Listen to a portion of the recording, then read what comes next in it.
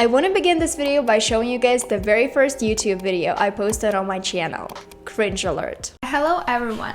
Today I want to tell you about my TOEFL experience. I took TOEFL on October 19th and it was a good day, so my test was at 1 p.m. I think. I posted this video 2 years ago, and since then my English has improved a lot. That's why I decided to make this video, to tell you guys exactly what I did to start speaking English faster and feel more confident while I speak. If you've ever watched an American movie or show, you've probably noticed how quickly the actors there speak. And every time a child says, "I don't believe in fairies," there's a fairy somewhere that falls down dead. Like, what was that? It can be hard to keep up, especially if English is not your first language. But why is this the case? Well, one reason is that Americans tend to blend words together. And the funniest thing is that, guys, even you, when you speak your native language, you blend words together all the time. You just don't notice that because this language is your native language. Oh,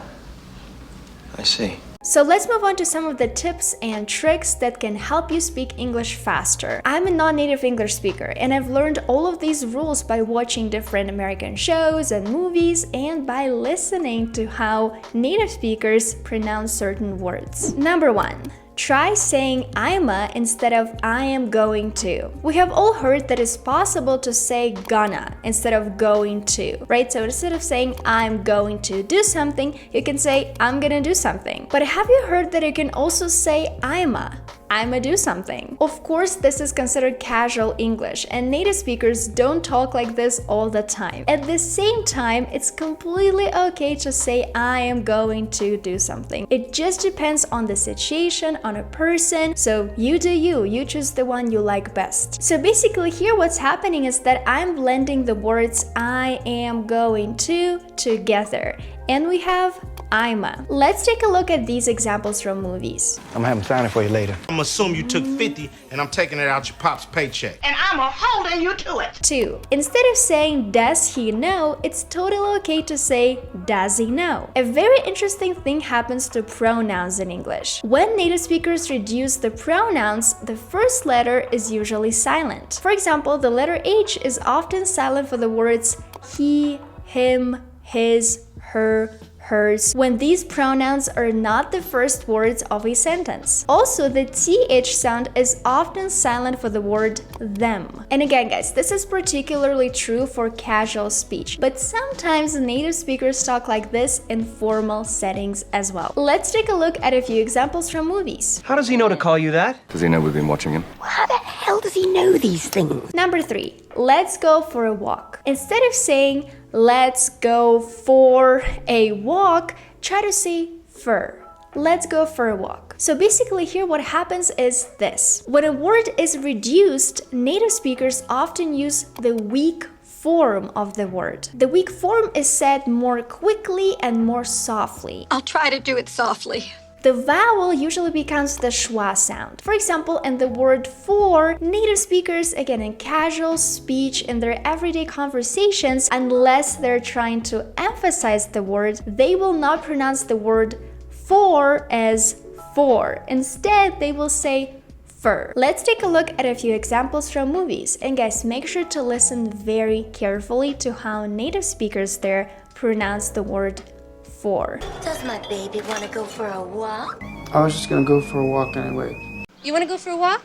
And guys, now I would love to take a quick second to tell you about one of Wondershare's amazing products, Dr. Phone. This is basically a tool that will help you connect your phone to your computer. First, you go to this website, scan the QR code, and download the app on your phone. So my 2 favorite features include phone backup and screen mirror. Backing up your phone is extremely important. And oftentimes when you're learning English on your phone, you take a lot of screenshots. So Dr. Phone will help you save all of them. The second feature that I like is called Screen Mirror. It allows me to mirror everything I have on my phone, and usually I use it when I talk to my students or when I have a work Zoom call. If you would love to give Dr. Phone a try too, all you need to do is click the link in the description and start using it. Now let's move on to the 4th thing I did to move on from this. Hello everyone.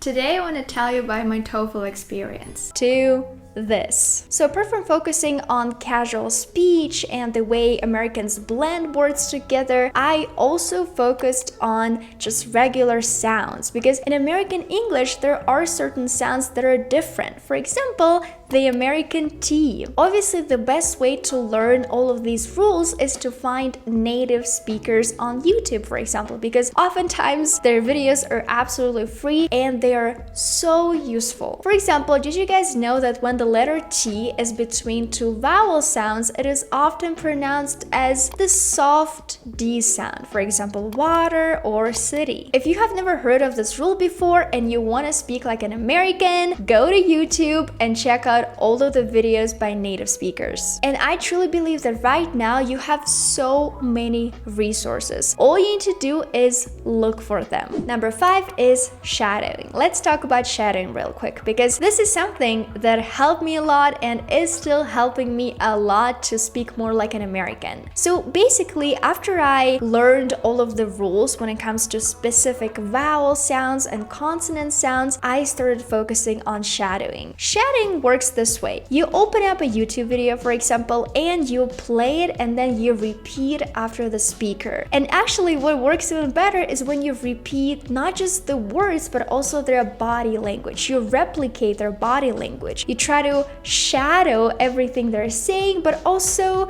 you try to move the exact same way, you know, use the same body language, the same facial expressions, because that helps a lot. One bonus thing that is connected to shadowing that helped me a lot is filming YouTube videos. And that's why I can compare, for example, my English from 2 years ago to the way I sound right now. And obviously, if you don't have a YouTube channel, if you don't want to have a YouTube channel, it's fine. Just grab your phone and record a video of yourself shadowing or speaking English so that you have something to compare yourself against. Because guys, I once read an amazing book called The Gap and the Gain by Dan Sullivan, and there he taught me that comparing yourself to other people is a bad thing. But oftentimes as an English learner, you're tempted to compare yourself to me, to other people online. And guys, believe me, it is not gonna do you any good. It's a lot more rewarding to compare yourself to your past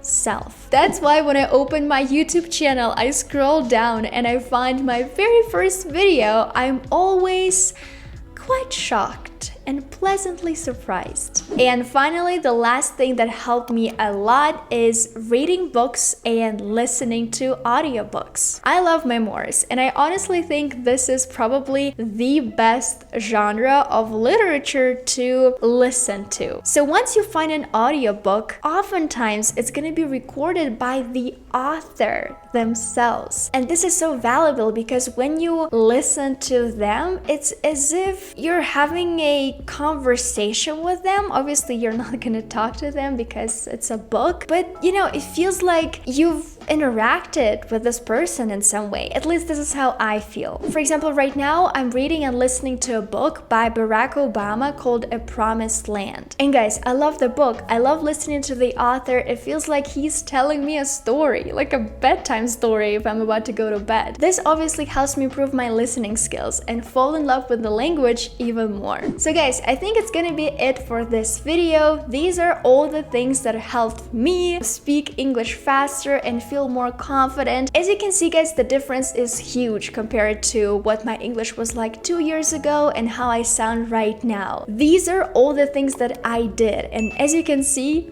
they have helped me a lot. Don't forget to give Dr. Phone a try by clicking the link in the description, and I'll see you guys in my next video.